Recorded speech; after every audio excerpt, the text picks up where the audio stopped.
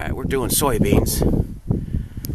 Had to crawl up here on top of the bin, check, see how much was in here. I'm not sure if you can... Yeah, it's showing up a little bit. Bins,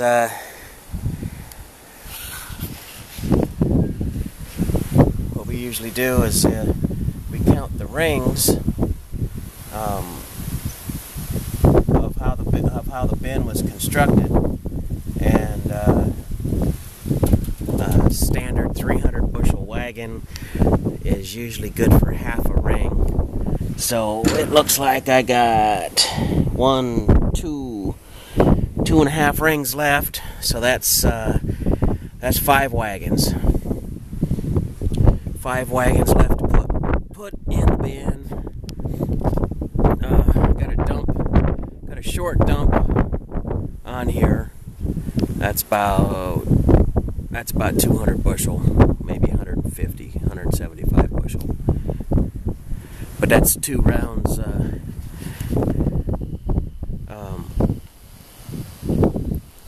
2 rounds of him on the combine. Whether this is going to focus or not is anybody's guess. Doesn't look like it. But he's out. He's out bringing in the beans. We only had 120 acres here, soybeans.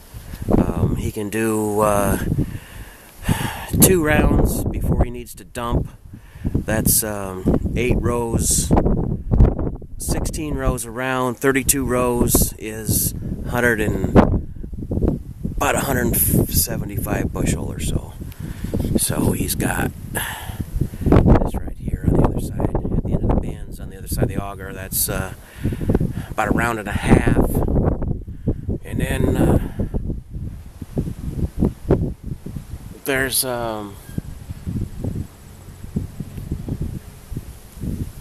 about 12 rows. Can't see the. It's about 12 rows right next to the grove, and there's about 50 rows over there. So we'll finish filling this bin. If we get this bin filled with what's here, I've already delivered 1,000 bushels to town. If we fill this bin, that'll mean that he got at least 45 bushels per the acre. And then if we haul into town, that just adds to the 45, closer to 50. So yeah, it's pretty good for being in the middle of a drought. This is pretty good soybean harvest. Corn looks like it's still standing straight. It's on the far side. It's on the far side of the soybean field there. There's another 120 acres over there. So the guy that I just got done working for, he had 146 or 148 bushels per acre in corn.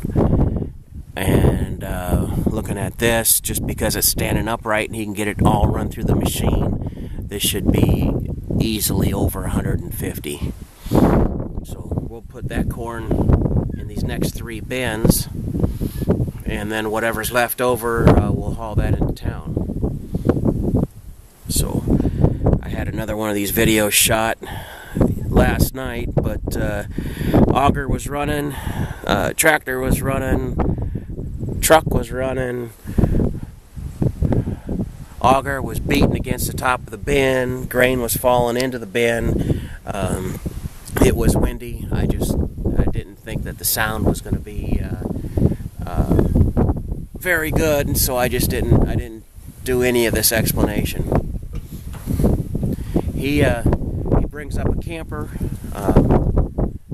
He sleeps there. It saves him,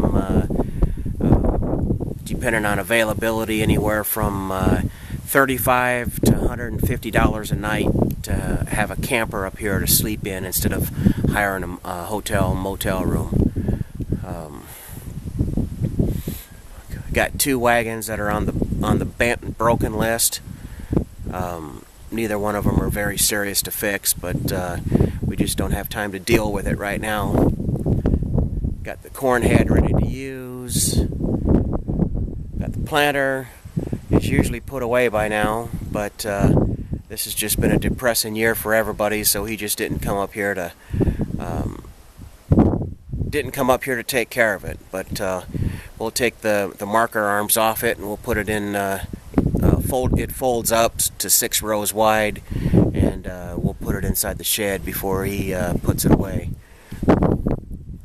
But yeah, it's turned into it's cold this morning, but it turned into a pretty nice day otherwise.